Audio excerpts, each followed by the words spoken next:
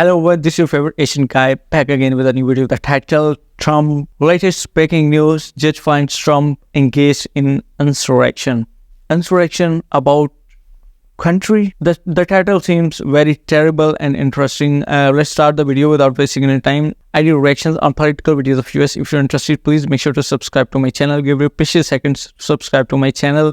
And please excuse my accent. I'm not a native speaker. So let's dive into the video. Here we go. A judge has found that failed former President Donald Trump engaged in insurrection.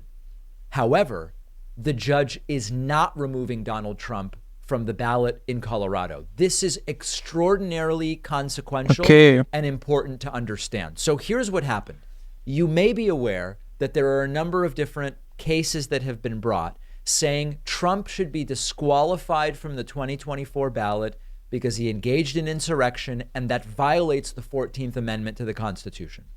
One such lawsuit was in Colorado.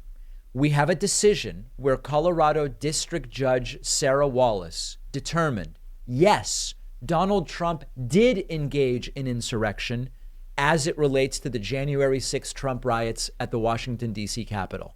However, she is not agreeing to ban Trump from the ballot in 2024 on the basis that it is not clear to her that the 14th Amendment restrictions on insurrectionists apply to the presidency specifically. Now, there is one interpretation that this is bad as far as a decision. It's a negative decision. There's another interpretation that this is a very good thing because now that she has determined and set the precedent that Trump did engage in the insurrection, on appeal, that no longer has to be proven. All we need to do now is determine that it does apply to the office of the presidency. So remember, we've talked about the 14th Amendment. The 14th Amendment says that if you engaged in insurrection or supported, abetted, incited those who did, you are barred from holding office. And the question that was primarily at issue for the judge was, does that apply specifically to the office of the presidency? The 14th Amendment doesn't say that it does. It also doesn't say that it does not. Judge Wallace's reasoning was that under normal circumstances, you engage in insurrection, you're disqualified from holding office under Section 3 of the 14th Amendment. But I think year 2024 is going to be a very difficult year for Trump.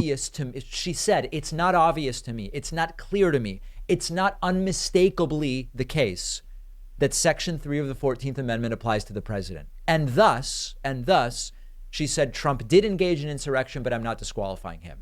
We now have a situation where this is going to be appealed.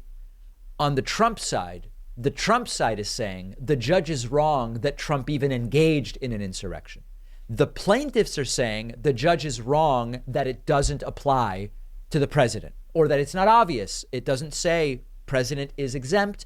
Therefore, we should assume that this does apply to the office of the presidency. So this is now going to be appealed. Legal experts are weighing in. We are going to see this rise through the ranks and potentially ultimately get to the Supreme Court. Now, I have to also present you with another empirical reality. This is all just about whether Trump will be on the ballot in Colorado. Trump's not going to win Colorado either way. Trump's path to 270 electoral votes and thus another term in the Oval Office is not going to go through Colorado. The Democratic candidate, be it Joe Biden or whoever else you might believe it's going to be, is going to win the state of Colorado, a historically blue state when it comes to voting for the president. So all of this, if it does go to the Supreme Court, whatever happens, it will relate to a state that Trump is destined to lose. So is this all a waste of time? From which state you're watching my video, you can tell me in the comment section. We were to get a finding in Colorado that Trump engaged in insurrection, which we already have, the judge already said that, and that Section 3 of the 14th Amendment applies to the president, that could then be used to expedite removals of Trump from the ballot in states that are in play. If we were to get Trump off of the ballot in Michigan and Wisconsin and Pennsylvania, that becomes materially significant, particularly not only because those were critical states for Joe Biden winning in 2020, but because there is some polling, which I'm skeptical of, but there is some polling that says Trump is currently winning all of those states. One final note on this, and I want to be really clear. I don't want anyone removed from the ballot simply because I don't like them. That's not a good reason to remove them. Yes. If indeed they did something worthy of removal from the ballot, and in this case, it has been determined that Trump did, then it is only right to remove them. This is not lock them up without due process. This is, okay, so they did the insurrection thing. You're not exempt as someone running for president. Therefore, you should be removed per the law. All within the law. This is what's called law and order, not what they talk about on the right. I think a year 2024 is going to be a very difficult year for Trump. Is he going to be removed from the ballots for the elections? I don't think so. I think a year 2024 is going to be a very difficult year for Donald Trump.